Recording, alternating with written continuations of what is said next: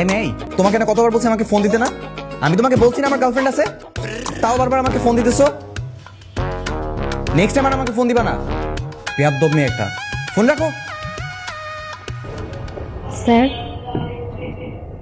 আমি কি আপনার প্রপোজাল অ্যাকসেপ্ট করেছি? না। তাহলে কেন বললেন যে আমি আপনার গার্লফ্রেন্ড? আমি কি তোমার কথা বলছি নাকি? আমার অ্যাকচুয়ালি গার্লফ্রেন্ড আছে, আমি তার কথা বলছি। আমার গার্লফ্রেন্ড আছে? কে? ওইটা তোমার না জানলেও চলবে। ও তো শুধু আমার ওয়ালপেপার আর এখানে থাকে। আপনার গার্লফ্রেন্ড আছে আগে তো বলেননি। দেখি। দেখতে হবে না, ম্যাথ করো। গার্লফ্রেন্ড থাকা সত্ত্বেও আপনি আমাকে প্রপোজ করেছেন? এরকম ক্যারেক্টারলেস আপনি। ছি।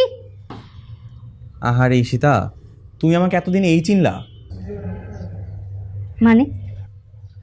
আমি তোমাকে প্রপোজ করতে যাব কোন দুঃখে? তোমার মা বাবা আমাকে বলেছিল তোমাকে প্রপোজ করার জন্য, তারা আমাকে এটাও বলেছিল স্যালারি ডাবল করে পে করবে। তার জন্য কয়েকটা দিন আমি চেষ্টা করেছিলাম। কি? শেষ পর্যন্ত আমার নিজের বাবা মা আমার জীবনটা ধ্বংস করার জন্য আপনার হাতে তুলে দিছিল? তো কি করবে? তোমার নিজেকে কি আহামরি সুন্দরী মনে হয়? তুমি তো দেখতে একটা ঢ্যাঁড়সের মতো, কোনো পাগলও তোমাকে গার্লফ্রেন্ড বানাবে না।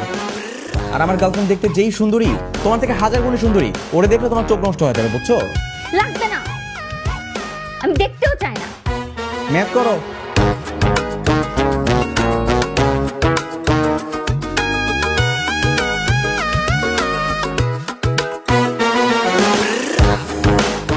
ম্যাথ শেষ করো।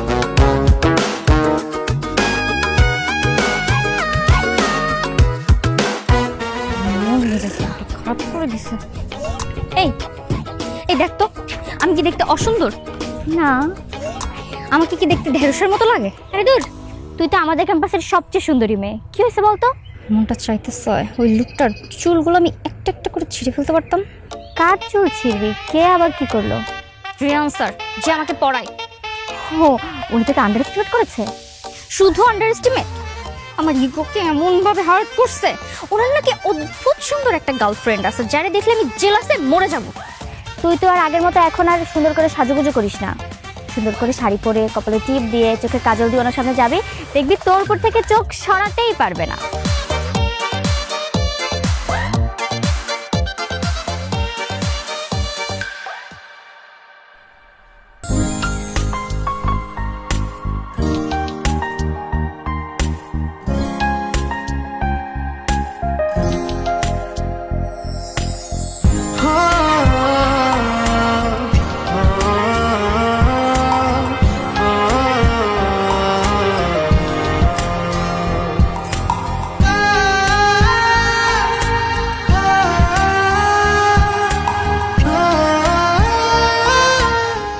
আমি যে একটা মানুষ আসছি, আপনি আমাকে নোটিসই করছেন না কেন?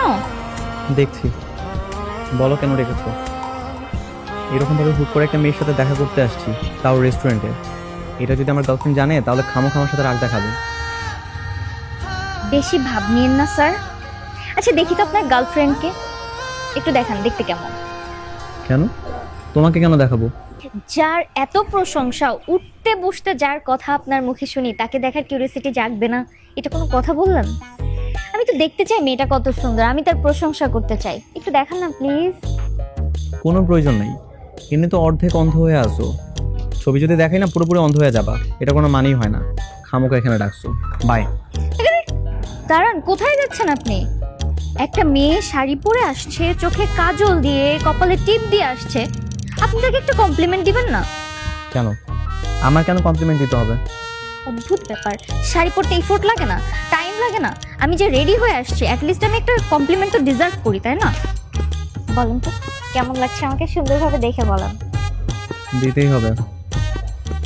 লাগছে মোটামুটি, তবে আমার গার্লফ্রেন্ডের শাড়ি পরলে এর থেকে আরো হাজার গুণে বেশি সুন্দর লাগে। Girlfriend girlfriend boys.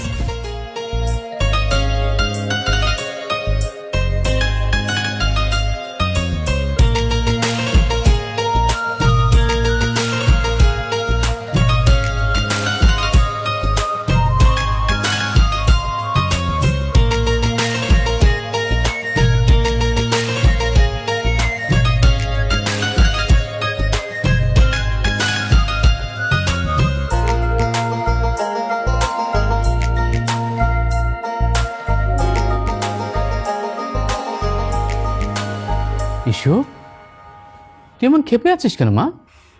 তোমরা কি চাও আমি বিয়ে করি? অবশ্যই। তাহলে শোনো, আমি বিয়ে করতে চাই। সত্যি? আলহামদুলিল্লাহ। এই কথাটা শোনার জন্য কতদিন ধরে আমরা অপেক্ষায় আছি। কিন্তু আমার একটা শর্ত আছে। শর্ত? কি শর্ত? পাত্র হতে হবে রিয়ান স্যার।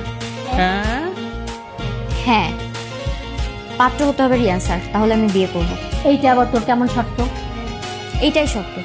তোমরা যদি ওনার সাথে বিয়ের ব্যবস্থা করতে পারো তাহলে করো, আর 7 দিনের মধ্যেই করবা। আর 7 দিনের মধ্যে যদি বিয়ের ব্যবস্থা করতে না পারো, আমার মত চেঞ্জও হয়ে যেতে পারে। এখন তোমরা ভেবে দেখো কি করো।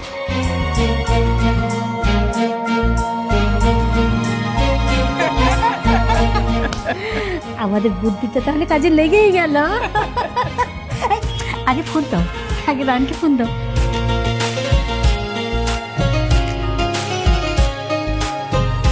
হ্যালো, কনগ্রাচুলেশনস মাস্টার, কনগ্রাচুলেশনস, তুমি সাকসেস। তার মানে কি ঈশিতা রাজি? রাজি মানে বিয়েও তোমাকেই করবে। কি বলছেন আন্টি, আমাকেই বিয়ে করবে? কেন, তোমার কোনো আপত্তি আছে? তুমি চাচ্ছ না বিয়ে হোক? আরে এত ভালো বাড়ির মেয়ে, এত সুন্দরী মেয়ে তুমি কোথায় পাবে? রাজি হয়ে যাও মাস্টার, রাজি হয়ে যাও। আমার তো আন্টি আঙ্কেল প্রথম থেকেই ঈশিতাকে ভালো লাগে, কিন্তু টিচার তো আফটার অল বলার সুযোগটা কখনো হয়ে ওঠেনি। ভাগ্যের লিখন না যায় খণ্ডন। আর দেরি করে লাভ নেই, বিয়ের আয়োজনটা করেই ফেলি, কি বলো? বলা তো যায় না, কখনো মত বদলে যায়। যত তাড়াতাড়ি সম্ভব বিয়েটা হয়ে যাক। ঠিক আছে আন্টি, আমি তাহলে আমার মা বাবার সাথে কথা বলি। তুমি কাল পরশুই তোমার বাবা মাকে আমাদের এখানে নিয়ে এসো, আমরা বিয়ের দিনক্ষণ ঠিক করে ফেলি। ঠিক আছে, আর আমি তাহলে কালকে একটু ঈশিতার সাথেও কথা বলি। অবশ্যই অবশ্যই। আর একটু মিষ্টি খাও।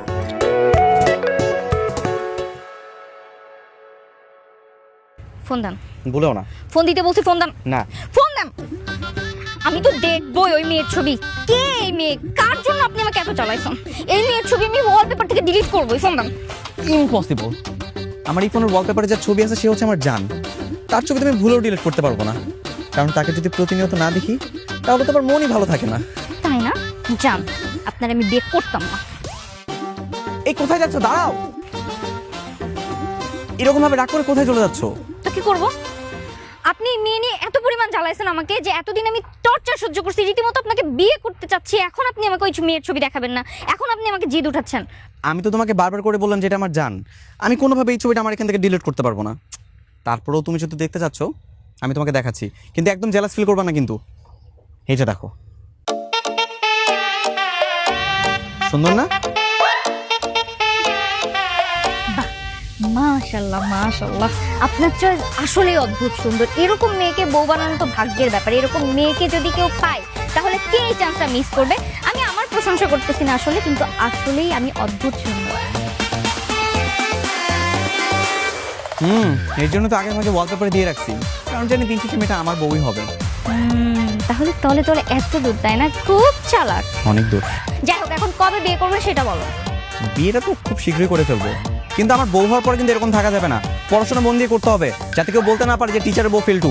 আমার টিচারগিরি, আমার টিচারগিরি। আপনার বিয়ে করবো না, কিন্তু স্বামী হলে কিন্তু টিচারগিরি করা যাবে না। 100 বার করবো তোমাকে ঠিকঠাক মতো আমি পড়াশোনা করাবো। এটা এতদিন ডাব্বা মারতে এগুলো আর মারতে পারবো না। করতাম না বিয়ে।